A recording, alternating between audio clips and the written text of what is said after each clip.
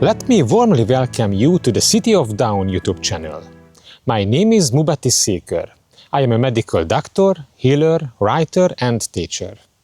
I am the author of the best-selling Awake Giant, The Dawn of the Soul, which you can purchase on Amazon. This book can be your guide to inner development and self-discovery, helping you become who you truly are. I want to help you discover why you are here, what your unique and personalized mission is here on this planet called Earth, and how to set out with strong determination, courage and resolve on the path that has been waiting for you for so long. This path was made for you, and no one else can walk it for you. My channel and of course my book will help you with this. A powerful yoga is a very complete yoga, which contains many things, takes in many elements. So this element of intellectual knowledge makes the yoga more powerful. An integral yoga is one which comprises all the parts of the being and all the activities of the being. If all your being as it is participates in the yoga, it becomes for you an integral yoga. But your participation may be very poor and mediocre compared with that of someone else, and the number of elements of consciousness which you contain may be very small compared with the elements of consciousness contained in another person. And yet your yoga is integral for you. That is, it is done in all the parts and all the activities of your being. This is from the Mother Questions and Answers, 1956. In this section, concepts that may seem a little difficult at first glance or philosophical in nature are illustrated by the Mother with concrete examples. The reason why what is being discussed here is so elusive is that we are trying to understand with the human mind what goes beyond the mind. This may seem an impossible task at first, but the more we expand our consciousness, the more we try to reach beyond the mind, the more we allow the divine light from above to penetrate us, and then we will understand what is at stake. We will also find that words cannot express, because as soon as we attempt to do so, it loses something of itself, loses its very essence, so to speak. But the Mother tries to give us mental people some way of illustrating it. This is not an easy task, because we human beings measure everything immediately. We look for points of reference for everything. We imagine that in the next world, after we have achieved complete unity with God, we will still have earthbound emotions, such as the rather ungodly quality of jealousy. But then we will no longer feel it. We will be so high, so perfectly united with the Supreme and all His creatures, that in a state of infinite peace and harmony and joy, we will not even think, no, who has put more on the table? Do you think you will be jealous of great individuals who have accomplished great missions? And will you feel inferior to them? If you were suddenly thrown in there right now, you'd probably be flooded with feelings like this and similar ones. But that's why you're not there yet. You're still here. And you have a lot of work to do to achieve such an expansive state of consciousness.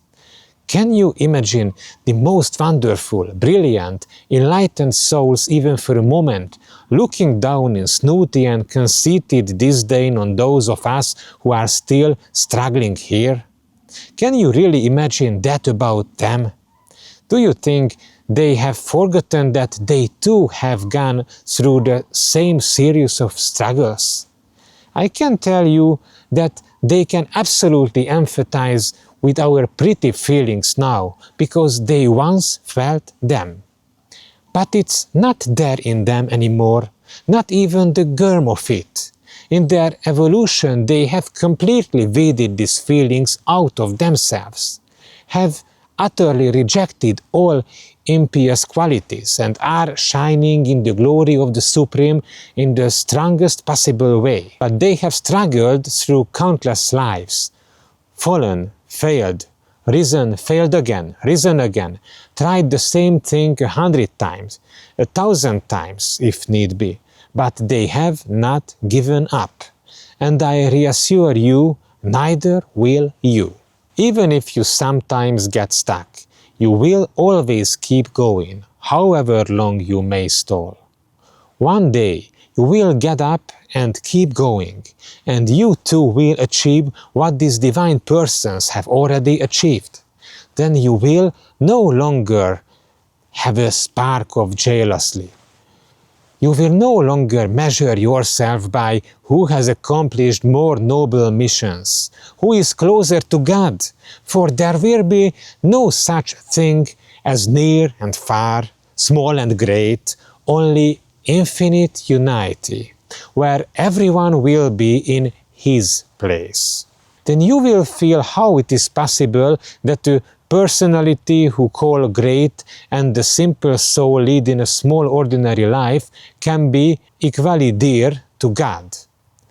Then you will understand this, and then you will not look down on the lower souls who are still in ignorance. Then you will feel how it is possible that the personality we call great and the simple soul leading a small ordinary life can be equally dear to God.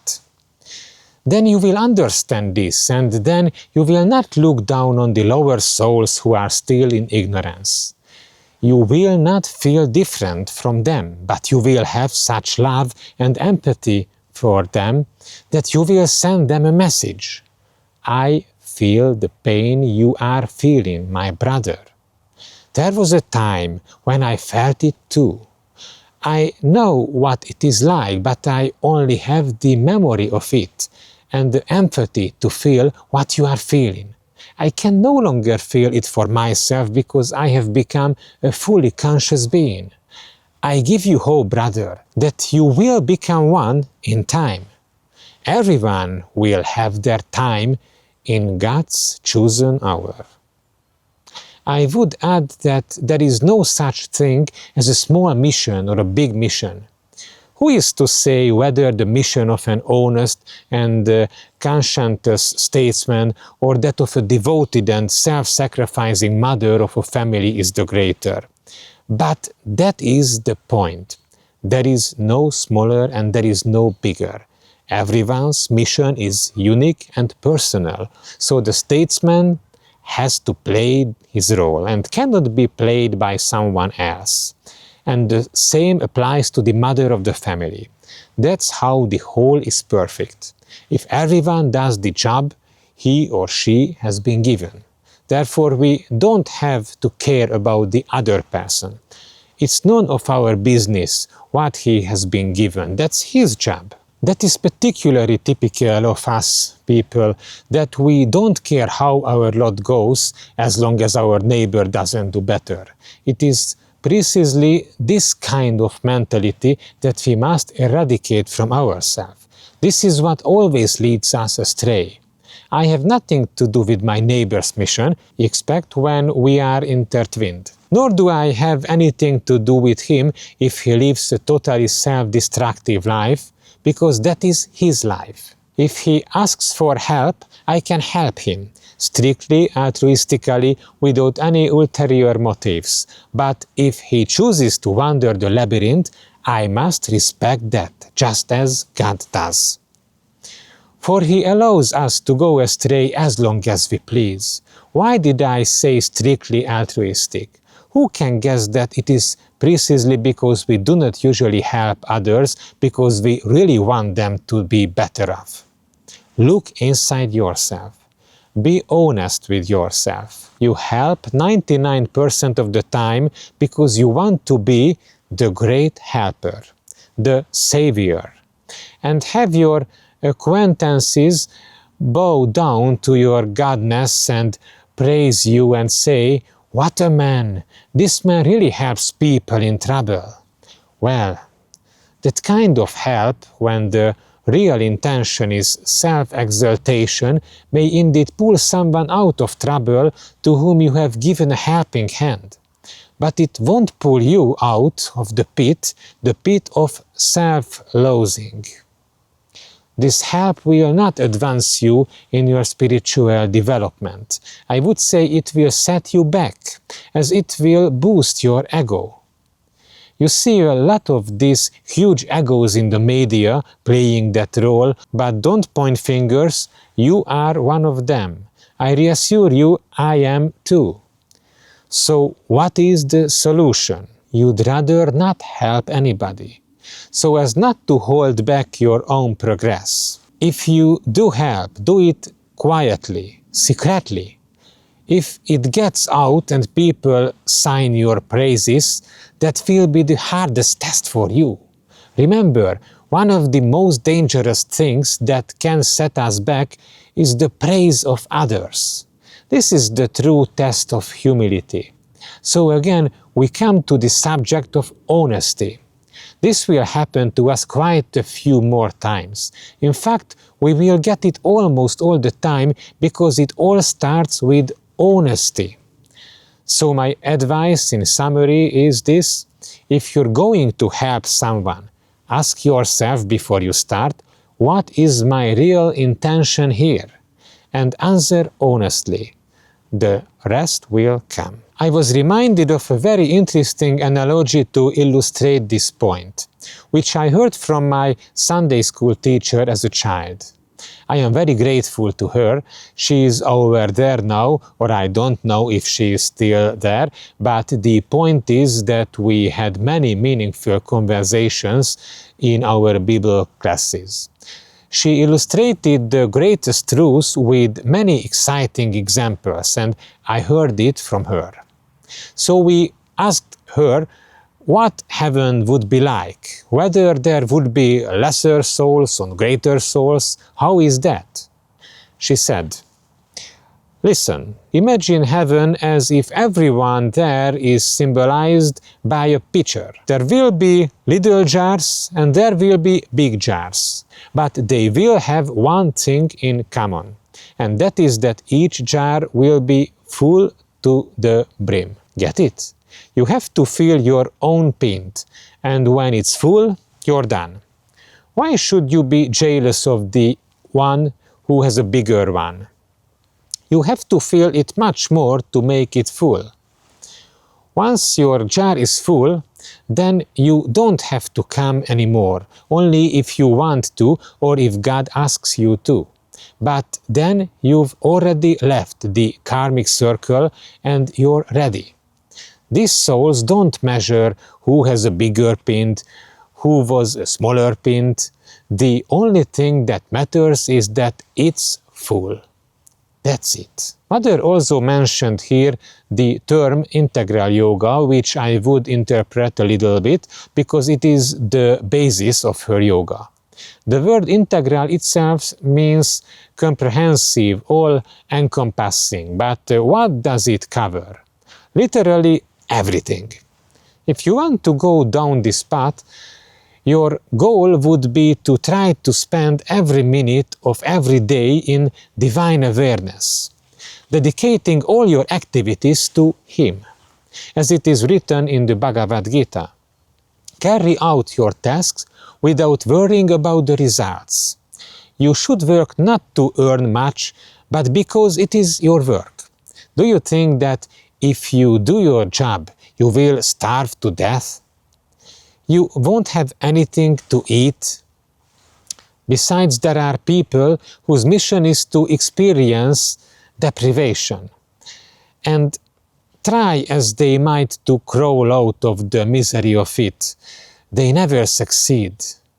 They live their whole lives in poverty, even though they really try their best and think to themselves, oh my God, how unlucky I really am. But they are not. It's just that their souls have chosen this mission or have been given this mission and they have to live it. So such a person, if they do break out and get rich will have just thwarted the mission itself and can start all over again. But I digress again. What I was talking about earlier is integral yoga, which is all-encompassing in everything we do. The path of the mother is not to live a material life without a soul and say meditate silently for 30 minutes a day and then pat ourselves in the back and say, yeah, what spiritual people we've become. No. The task is all the day. When you brush your teeth, when you eat, when you walk down the street, when you work, when you have fun, always strive to focus on your heart and try to open it up to the divine forces and let them take control of you. And from there, they can act through you. I am reminded of a saying of the Apostle Paul, I am alive, but I am no longer alive. Christ is alive in me. And Sri Aurobindo's quote goes like this, all you have to do is to strive and remain open to the Mother. Reject everything that is contrary to her will and let her begin her work in you. Do all your actions for her, believing that it is her power that is really doing the work. If you remain open in this way, knowledge and realization will come to you in due time. That, after all, is the essence of integral yoga. I am reminded of another incident when I was watching an interview with a monk. He was asked how much he prayed in a day, to which he replied, with intense effort, I have come to a state of consciousness where every beat of my heart is a prayer to God. I think of Him constantly, whatever I am doing, just as my heart cannot stop beating, I never forget God for a moment. What a wonderful sentence, what a brilliant soul can say such a thing. So we see what the task is. You can say it's hard, you can say it's easy, it's up to you. The point is, do it. Make the effort. Let as much of the divine into your consciousness as possible. Read a lot of holy books, watch films and lectures on this subject, and let as little of dark stuff into yourself as possible. You will build something inside you that will blossom. This is how you can start on the path of integral yoga. First, be brutally honest with yourself and then strive, strive, strive. Let's briefly summarize today's video. There are things we should not say, because as soon as we attempt to do so, it loses something of itself. It loses, one might say, the very essence of itself. One day we will be one of them. It's not by chance that we are not yet in the ranks of enlightened souls. We will be there one day, but it is not yet our time. We are still here, and we have a lot of work to do to achieve such an expansive state of consciousness. There is no such thing as a small mission. That's how the big picture is made perfect, when everyone is doing the task they were given. Beware of praise from others. Before you have someone, ask yourself, what is my real intention? Every pint will be full. There will be small jars and big jars in heaven, but they will have one thing in common, and that is that each jar will be full of the brim. Don't work for the money, but because it's what you do. Sri Aurobindo's message, all that you have to do is to strive and remain open to the Mother. Reject everything that goes against her will, and let her begin her work in you. Do all your deeds for her, believing that it is her power that is really doing the work. If you remain open in this way, knowledge and realization will come to you in due time. Remember, the city of Dawn is you. You who are watching this video and who are thereby being brought into the consciousness of the Divine Mother. Live this in your daily life, and if you feel comfortable here, come back again and again. Be a regular guest here, be a builder, be a resident of the city of Dawn. Discover the deeper truths of your life. Find your way to yourself and become who you really are. If you would like to join me, subscribe to my channel, follow me on Facebook and TikTok, and feel free to share this video with others. The mother's books are available to read for free at the link provided in the description, and I welcome any questions you may have via email. You can purchase my book Awake Giant, The Dawn of the Soul on Amazon. You will find the link in the description. Thank you so much for being here. Thank you for bringing your hearts and souls. May Mother bless you abundantly on your journey through life. I look forward to seeing you again soon. Bye.